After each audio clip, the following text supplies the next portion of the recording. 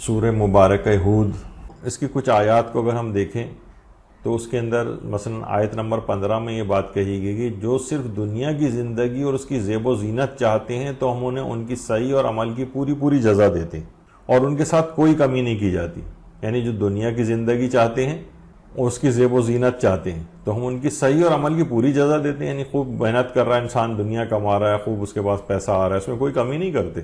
پھر اگلی آیت میں 16ویں آیت کے اندر، یہ 15ویں آیت تھی، اس سے پہلے 16ویں آیت میں کہا یہ وہ بد نصیب لوگ ہیں جن کے لیے آخرت کی زندگی میں دوزخ کی آگ کے سوا کچھ نہیں. یعنی تم نے پورے کا پورا مطمع نظر اور ساری کوششیں تم نے دنیا کے اوپر لگا دی اور آخرت کے لیے کچھ نہ کر کے گئے، اور انہوں نے اس دنیا میں جو کچھ کیا تھا وہ سب عکارات ہو جائے گا، اور جو کچھ کرتے تھے وہ سب باطل ہو جائے گا. اولئک الذین لیس لہم فی الآخرۃ الا النار، سوائے آگ کے کچھ نہیں ہوگا ان کے پاس. وَحَبِطَ مَا صَنَعُوا فِيهَا وَبَاطِلٌ مَا كَانُوا يَعْمَلُونَ، سب کچھ عکارات ہو جائے گا، جو کچھ کیا سب باطل ہو جائے گا. اور اگر انہوں نے صرف اور صرف کیا ہے کہ دنیا کو اپنا مقصد بنا لیا، تو واقعتاً جب قرآن کی آیات کی تلاوت کرے تو انسان دیکھے کہ دنیا کے یعنی جتنی ہمتیں اور کوششیں ہیں 24 گھنٹے میں. یہاں پر ہم کچھ چیزیں ڈالتے ہیں تو لوگ 15-20 منٹ کے کلپس کو بھی کہتے ہیں کہ بہت زیادہ ہو گیا ہے، 5 منٹ سے زیادہ نہیں ہونا چاہیے. بعض افراد کہتے ہیں جناب یہ پوسٹ بہت زیادہ ہو جاتی ہیں، 3-4 پوسٹ سے زیادہ جو ہے وہ مدرسہ پوسٹ نہ کیا کرے، اتنا ہمارے پاس وقت نہیں ہوتا. یعنی 24 گھنٹے میں مستقل یعنی جو اوقات ہیں وہ صرف اور صرف دنیا کے اوپر لگائے ہوئے، آخرت کے لیے نہ علم حاصل کرنے کے اعتبار سے نہ عمل کے اعتبار سے کسی کے پاس ٹائم.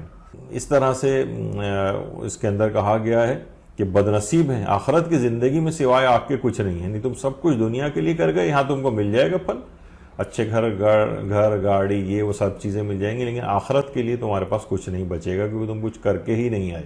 تو ایک تو اس لحاظ سے اس کو دیکھنا چاہیے. اس میں توبہ کے فوائد اور ثمرات بیان ہوئے ہیں. اور اے میری قوم اپنے پروردگار سے مغفرت طلب کرو. وَيَا قَوْمَ اسْتَغْفِرُوا رَبَّكُمْ ثُمَّ تُوبُوا إِلَيْهِ يُرْسِلِ السَّمَاءَ عَلَيْكُمْ مِدْرَارًا وَيَزِدْكُمْ قُوَّةً إِلَىٰ قُوَّتِكُمْ وَلَا تَتَوَلَّوْا مُجْرِمِينَ. اور اے میری قوم اپنے پروردگار سے مغفرت طلب کرو، اس کی بارگاہ میں توبہ کرو، وہ تم پر آسمان سے موسلادھار بارش برسائے گا اور تمہاری موجودہ قوت میں اضافہ کر دے گا، اور میری دعوت سے جرم کرتے ہوئے منہ نہ موڑو. تو اس لحاظ سے اب دیکھیں کہ اس کے اندر توبہ اور استغفار کے ثمرات جو ہیں وہ بیان ہوئے ہیں کہ توبہ کرنے سے کیا ہوگا، آسمان سے موسلادھار بارشیں برسائے گا اور تمہاری موجودہ قوت میں پروردگار اضافہ کر دے گا. تو استغفار اور توبہ کے بہت زیادہ ثمرات ہیں. تو انسان کو چاہیے کہ اچھا توبہ اور استغفار سے یعنی مراد یہی کہ اس کے بعد پھر اس گناہ کی طرف پلٹ کے دیکھے بھی نہیں. اصل تو اچھی، لیکن پھر بھی اگر گناہ دوبارہ ہو جاتا ہے، عادتاً ہو جاتا ہے، تو انسان پھر توبہ کر لے، پھر ہو جاتا ہے پھر توبہ کر لے. کثرت کے ساتھ جب یہ توبہ اور استغفار کرتا رہے گا تو ایک گناہوں کی وہ فریکوینسی بھی کم ہوتی جائے گی. ہم عام طور پر 1-2-3 دفعہ کے بعد سوچتے ہیں کہ نہیں واقعی تو ہماری توبہ کوئی اثر ہی نہیں کری، گناہ تو ہم سے پھر بھی ہو رہا ہے. حالانکہ ایسا نہیں ہے. مستقل اگر توبہ اور استغفار کرتا رہے تو ایک وقت آتا ہے کہ وہ گناہ اس سے جلدی چھوٹ جاتا ہے، لیکن بہت جلدی ہمت ہار کے نہیں بیٹھنا چاہیے.